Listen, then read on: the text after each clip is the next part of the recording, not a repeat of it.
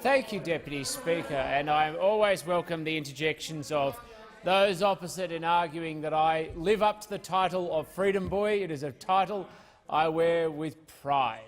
So I encourage you to keep doing so. But let's not get distracted from the substance of this motion put forward by the member for Fenner, which is, of course, that we all support the purpose and mission of charities. Everybody in this place does. On this side of House, on that side of House. I imagine even the crossbenchers, even the Marxist member for Melbourne, may see some room for private sector enough that they can actually do charitable works by private citizens or by organisations. We all agree that when donations are made in this country, they should of course go to the people which they're served to try and minimise overheads, to make sure that people can get the support and assistance they need, and even if the money is given in pursuit of helping people overseas, that it will see its same destination. And of course we want people to participate in charities and be constructive and be part of it. But there are some things I would hope we also agree on. Agree on the idea that when people give money to charities, it's used, as I said, for people and not for some people to get elected to Parliament. We also believe that charities should not become ciphers to fund campaigns, political campaigns, to distort our democracy.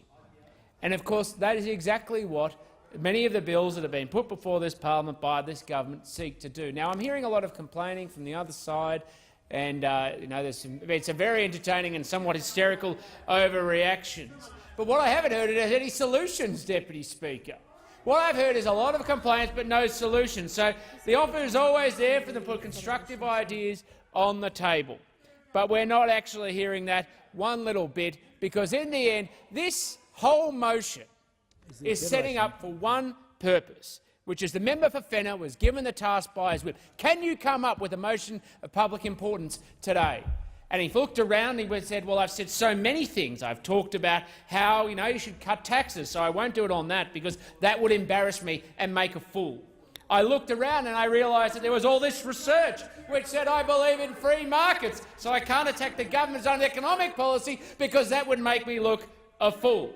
I've looked so often and written about why people believe in, or why I believe in cutting back red tape, and you still couldn't find them. So he thought, I know, I'm going to do a motion that says the government is undermining Australia's charities, and then come up with a long, purposeless list of confected outrage against a former Labor minister.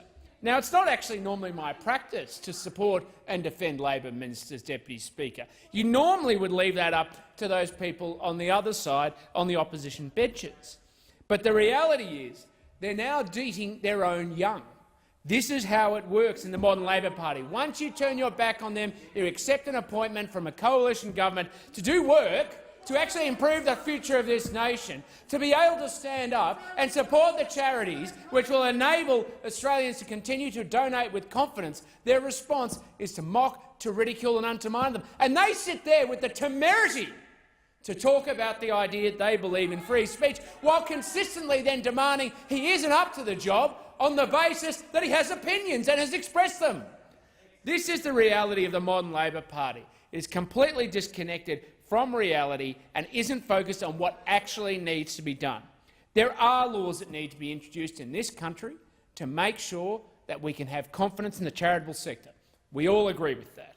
It is important those laws are targeted and specific to make sure that people who donate the money that they give to charities for a pursuit of a cause actually gets delivered and helps the people that they care about. What there is concern across the general community, and yes, inside the Parliament, is that that is not happening, and in some cases what we're seeing is charities engaging activity that goes beyond their remit, goes beyond the purpose of influencing and having a discussion around public debate.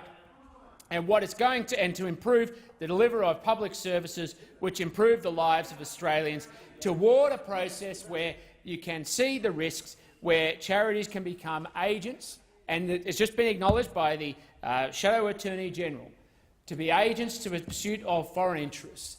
And we have to stand up for our country and its interests.